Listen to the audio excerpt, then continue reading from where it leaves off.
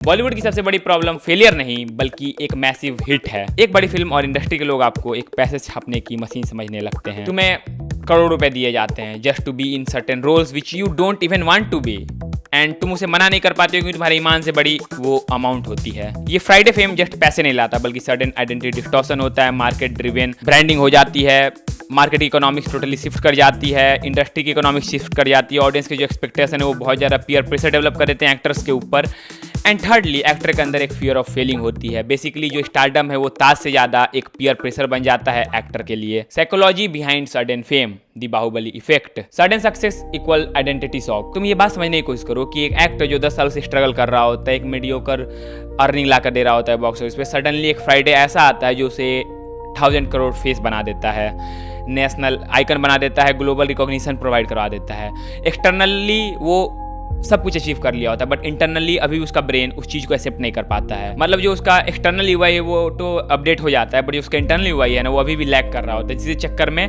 Processing बड़ी खराब हो जाती है एक्टर्स की। मतलब एक्सटर्नली तो उसने सारी चीज़ें अचीव कर रखी हैं बट इंटरनली अभी वो सारी चीज़ों को एक्सेप्ट नहीं कर पाया कि okay I have achieved it. And इस सडन फेम के चक्कर में ना 4 साइकोलॉजिकल सिंड्रोम्स एक्टर्स में देखे जाते हैं। पहला है इम्पोस्टर सिंड्रोम, जो कि भाई जस्ट इंडियन एक्टर्स ही नहीं बल्कि हॉलीवुड के बड़े बड़े एक्टर्स भी जिन्हें तुम देखना पसंद करते हो। इवन फॉरेस्ट गम के एक्टर ने भी वो चीज़ कन्वे की है मीडिया हाउस से, एमा वाटसन तक ने ये बात कह रखा है। तो इट्स नॉट जस्ट कि इंडियन एक्टर के साथ होता है, सभी एक्टर्स के साथ होता है। सेकेंडली एक ईगो इन्फ्लेशन आ जाता है जो कि डिफेंस मैकेनिज्म की तरह काम करता है एक्टर्स के लिए।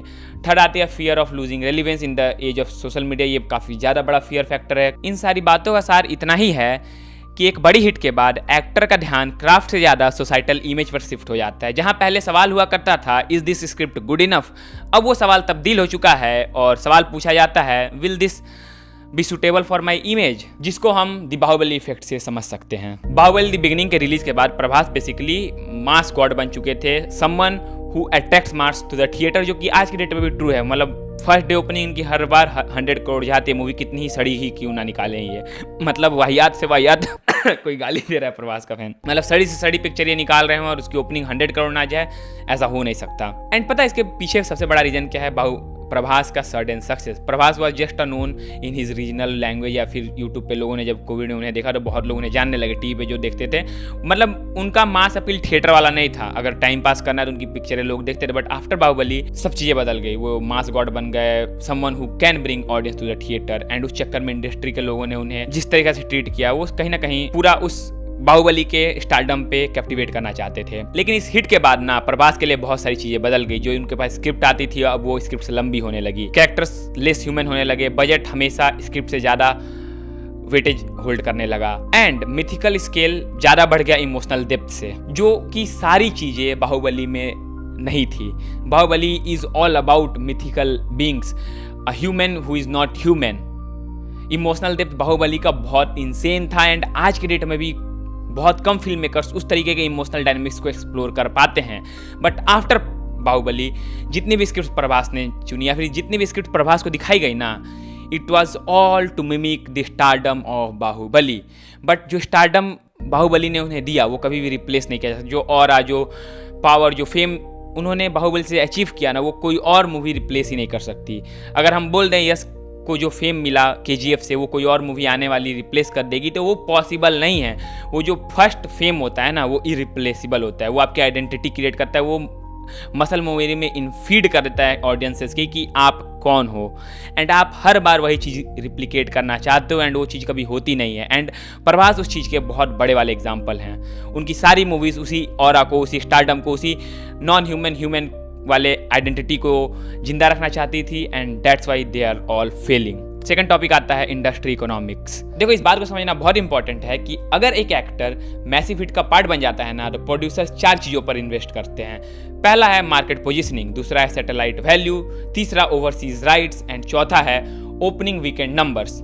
हाँ, ये चारों चीज़ें प्रोड्यूसर्स के लिए मैटर करती है। एंड इस पॉइंट पर एक एक्टर नहीं रह जाता, रैदर वो एक फाइनेंशियल इंस्ट्रूमेंट बन जाता है प्रोड्यूसर्स एंड इन्वेस्टर्स के लिए। एंड इस पॉइंट पर एक एक्टर के लिए एक्सपेरिमेंट करना मतलब डेंजर को बुलावा देना, क्रिटिसिज्म फेस करना, ऑडियंस का बैकलैश पाना, एंड प्रोड्यूसर से ना सुनना। सो 300 करोड़ फेस वैल्यू होल्ड करने वाला एक्टर अगर 20 करोड़ की फिल्म करने जाएगा ना तो उसे हर जगह से बैकलेस मिलेगा। पहला तो उसकी ऑडियंस उसे एक्सेप्ट नहीं करना चाहेगी एक छोटे रोल में।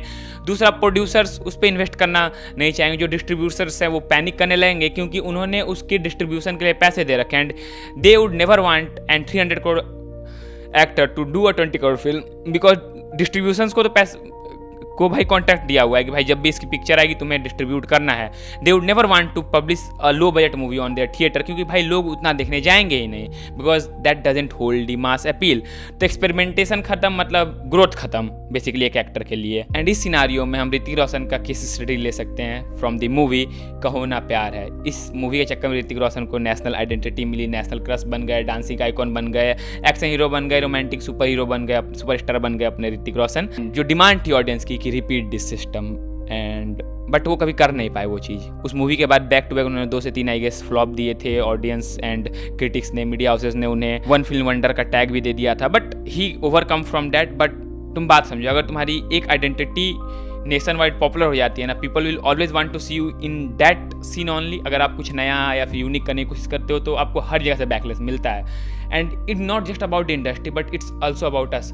एंड सेम चीज़ हमने रणवीर सिंह के साथ भी देखी है भाई पद्मावत मूवी में। वो जिस तरीका की एक्टिंग एंड इंटेंसिटी के साथ उन्होंने उस मूवी में काम किया था, उसके बाद जब उन्होंने नॉर्मल थोड़े से नॉन डिसेंट टाइप के रोल प्ले करना शुरू किए तो लोगों ने उन्हें बहुत बैकलेस दिया। बट वो सारी कहानियाँ जरूरी थी उनके और भी अलग अलग एक्टिंग प्रॉवर्स को एक्सप्लोर करने के लिए, which we as audience doesn't understand. Like हम अंडरस्टैंड करते हैं but general audience, general masses की बात करें जो कि भाई एक फैन कल्ट फॉलोइंग हो जाती है ना, वो उसे एक्सेप्ट नहीं कर पाते हैं। तीसरा पॉइंट आता है टाइप कास्टिंग। देखो ये बात किसी से छुपी हुई नहीं है कि अगर एक एक्टर एक कहानी में पॉपुलर हो जाता है ना तो उसकी पूरी आइडेंटिटी, पूरी पर्सनालिटी उसी कहानी के इर्द गिर्द घूमने लगती है। Like we as a audience always assume that person as that character.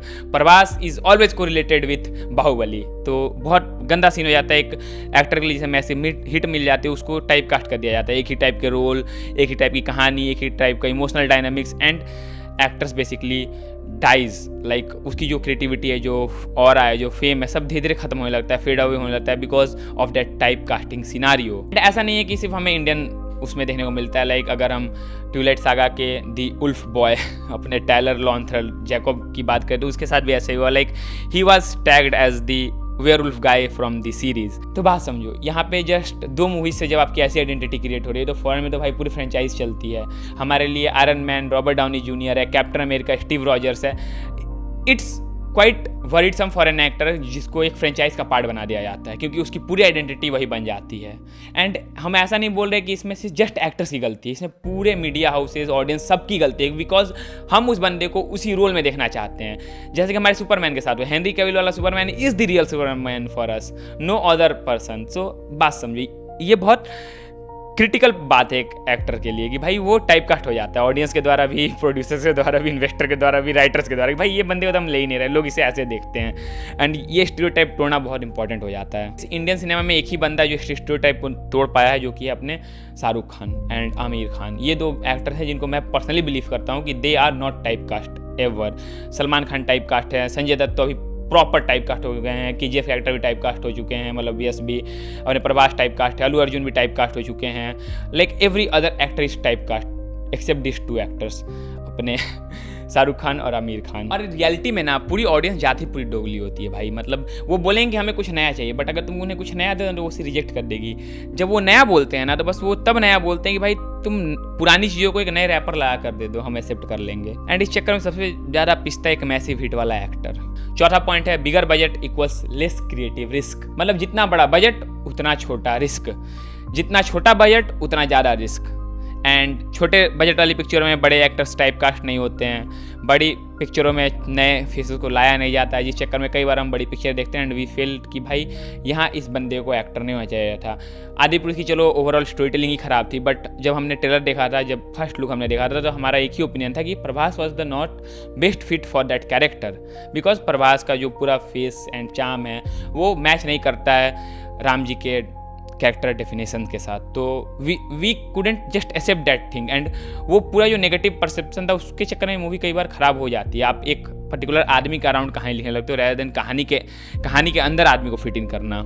And देखो ये जो big budget is equal to less risk है, इस चक्कर में स्केल इंक्रीज कर दिया जाता है, फाइनेंशियल स्टेक्स इंक्रीज हो जाते हैं, रिस्क टॉलरेंस डिक्रीज हो जाता है सबका। मतलब फिल्में फार्मूला हेवी होने लगी हैं, इमोशनली सैलो होने लगी हैं कहानियाँ, स्पेक्टिकल डिवेंट बनाई जाने लगी हैं rather than emotional depth and कहानी ओरिएंटेड। मतलब तो कहानी होती ही नहीं है बेसिकली, जितने भी अभी तुम पिक्चर देखने जा रहे हो हाल फिलहाल सारी जस्ट स्पेक्टिकल ओरिएंटेड कहानी है, क्योंकि अब पता नहीं किसको कौन समझाएगा कि भाई स्पेक्टिकल से कहानियाँ नहीं चलती हैं। कई लेस स्पेक्टिकल वाली कहानियाँ मुझे आज के डेट में बहुत पसंद है, उसके ऊपर हम डेली बात कर रहे हैं, आप रील सेक्शन एक्सप्लोर कर सकते हो, मैं यहाँ नहीं बोलूँगा। देखो ये हो गए मेजर इशूज़। अब कुछ नॉन मेजर इशूज़ भी हैं, लाइक अभी सोशल मीडिया का पूरा ज़माना है, तो एक सोशल मीडिया एक्सेलरेशन पे चलता है, मीडिया मीम कल्चर चल रहा है हमारे अंदर, बॉक्स ऑफिस ट्रांसपेरेंसी बढ़ चुकी है। तो देखो पहले नेम और फेम स्लो मिलता था किसी को भी, मतलब अगर कोई एक्टर है एक्ट्रेस वो 10-15 साल स्ट्रगल कर रहे हैं तब उन्हें फेम मिलता है, नेम मिलता है। आज ये डेट में क्या होता है, किसी ने एक रील बनाई, अगले दिन वो पॉपुलर हो गया, ट्रेंड करने लगा, एंड मीडिया हाउस को लगता है भाई ये बंदा पॉपुलर है, मैं ये गाना बना रहा हूँ, ये मूवी बना रहा हूँ, मेरी ये रिलीज डेट है, इसको भी घुसा लेते हैं, ये कहीं फट गया तो। वो वाली एक मेंटेलिटी डेवलप हो चुकी है, जिस चक्कर में अच्छे खासे एक्टर जो स्ट्रगल कर रहे हैं, जिनमें पोटेंशियल, उन्हें मौका नहीं मिलता, बाकी वे तो वैसे भी नहीं मिलता नेपोटिज्म के चक्कर में। खैर तभी इसको एक इशू मान सकते हो, सोशल मीडिया के एज में चीज़ें बहुत तेज चल रही हैं, लोग बहुत जल्दी आपको प्यार देने लगते हैं, बहुत जल्दी आपको भूल जाते हैं, नो वन केयर्स कि आपके साथ क्या हो रहा है। तो ये एक अलग प्रेशर डेवलप करता है बर्डिंग एक्टर्स के लिए या फिर एक्ट्रेस के लिए कि भाई व्हाट इफ आज मुझे लोग प्यार कर रहे हैं, अगली एक फ्लॉप के साथ मुझे भुला दिया जाएगा। एंड ये बहुत बड़ा एंड मेजर इशू है एंड एक मेंटल टोल है जो एक्टर्स फेस करते हैं। दूसरा है मीम कल्चर। अगर आप मीम कल्चर का पार्ट बन गए तो आपको लोग उसी पर्सनालिटी से अटैच करके देखेंगे, क्लाउन बन जाओगे, जस्ट आप एक इंटरनेट क्लाउन बन जाओगे अगर आप मीम कल्चर में गलती से फंस गए। और तीसरा आता है बॉक्स ऑफिस ट्रांस। पहले क्या होता था, बॉक्स ऑफिस की ट्रांसपेरेंसी उतनी ज़्यादा होती नहीं थी, बट आज के डेट में पहले दूसरे दिन ही, मतलब पहले दिन से ही पता हो जाता है प्री बुकिंग कितनी हुई, फर्स्ट डे बॉक्स ऑफिस के लिए, सेकंड थर्ड नंबर्स पे पूरा गेम चल रहा है। तो अगर बॉक्स ऑफिस किसी का अच्छा नहीं आता तो वैसे ही मूवी, मतलब अगर पहले दूसरे दिन की बॉक्स ऑफिस कलेक्शन बेटर नहीं है किस कहानी की तो वो भाई चलती ही नहीं है। तो उस चक्कर में बहुत सारी चीज़ें चेंज हो रही हैं। और ऐसा भी नहीं है कि जस्ट ये Bollywood, Tollywood, Hollywood, Indian movies की, मतलब ये ओवरऑल जितनी फिल्म बिजनेस वाली चीज़ें हैं ना, सब में लागू होती हैं। एक स्टार को टाइप कास्ट किया जाता है, उसका इमेज सॉलिडिफाई हो जाता है एक मैसिव हिट के बाद, एंड उसे उसी चीज़ से अटैच कर देखा जाता है, जो कहीं ना कहीं बहुत ज़्यादा मेंटल टॉल देता है। और जो स्टारडम उससे मिलती है ना, वो एक ब्लेसिंग ज़्यादा कर्स के तौर पे निकल के आती है। बहुत सारे एक्टर एक्ट्रेस ने बोल रखा है, या कई बार जो फेम होता है बहुत स्लो गेइंग होता है, बट प्रभास का जो फेम था या फिर ऋतिक रोशन का जो फेम था उस समय पे, वो बहुत अचानक फटा था। या फिर रश्मिका मंडाना जिस तरह से नेशनल क्रश बनी, तृप्ति डिमरी जिस तरह से नेशनल क्रश बन गई थी अपने जस्ट एक बोल्ड सीन के चक्कर में, वो बहुत ज़्यादा प्रेशर दे देते हैं। देख लो तृप्ति डिमरी के साथ तो वही हो रखा है भाई, बंदी पूरी तरीका से टाइप कास्ट हो चुकी है। वामिका गावी भी बीच में टाइप कास्ट होने लगी थी, रश्मिका मंडाना टाइप कास्ट हो चुकी हैं, समंथा किनेनी भाई जस्ट एक रॉन्ग पोर्ट्रेइंग सॉन्ग, मतलब थोड़ा सा सेक्सुअल सॉन्ग बोल लो या फिर थोड़ा सा एक जस्ट आइटम सॉन्ग में वो आ गई तो उनको उस तरह से टाइप कास्ट किया। तमन्ना भाटिया पूरी तरह टाइप कास्ट हो चुके हैं, प्रभास भी टाइप कास्ट ही है मानो तो, मतलब कैरेक्टर्स उसी तरीके के उनके डिफाइंड होते हैं। तो it's a major problem in the industry and stardom create that problem. Female के साथ तो बहुत बड़े लेवल पर होती है। If you want we can talk about the female problem in the industry, but वो किसी और दिन की बात है। बाकी इंडस्ट्री प्रॉफिट पे चलता है, प्रॉफिट्स ऑडियंस साइकोलॉजी पे आती है, तो हम एज एन ऑडियंस थोड़ा सा साइकोलॉजी अपनी ठीक करनी पड़ेगी। अगर कोई एक्टर किसी एक पर्टिकुलर मूवी के कारण पॉपुलर हुआ है ना, तो we should just don't stick that identity to his whole acting prowess, जो कि हम ऑडियंस करते हैं। So we need to see to that. बाकी तो सब्सक्राइब कर लो, we will be talking about much of this topics like changing movie dynamics due to AI and all, also about overall how movie culture is dying, like बहुत नीच होते जा रही है धीरे धीरे इस सोशल मीडिया के ज़माने में। क्यों, कैसे, नेक्स्ट वीडियो में बात करेंगे। तब तक सब्सक्राइब कर लो। एंड या इफ़ यू वांट कि भाई हम फीमेल जो प्रॉब्लम फेस करती हैं फीमेल एक्ट्रेस एंड जिस तरह से उनका टाइप कास्ट होता है वो कैसे एक मेल एक्टर कंपेरिजन में ज़्यादा ब्रूटल है, उस पर हम बात करना चाहेंगे अगर आप चाहोगे तो। So subscribe to the channel and be a part of TSE, the Alpha Critic.